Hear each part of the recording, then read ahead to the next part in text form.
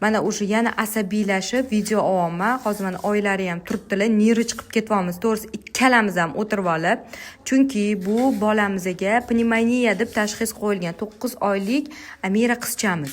Xo'p, analiz topshirishgan, analizlarda mana ko'rishinglar mumkin. Leykotsitlari 924 chiqyapti. So'yi 5. Bolani organizmida isitma qilgan limfotsitlar 73 normada 65 gacha. Agar analiz normalarini bilmasanglar, o'qishni o'rganinglar demoqchiman. 950 bunda mana normasi. И то bolalarda даже bundan ham balandroq bo'ladi, 15 gacha bo'ladi leykotsitlar. Xo'p, keyin kalsiyga topshirishgan, undan tashqari S-reaksion belok 4 chiqyapti, normada 6 gacha. Bu bolaga nimaga antibiotik yozilgan? Nimaga pnevmoniya? Pnevmoniya yo'q bu bolada.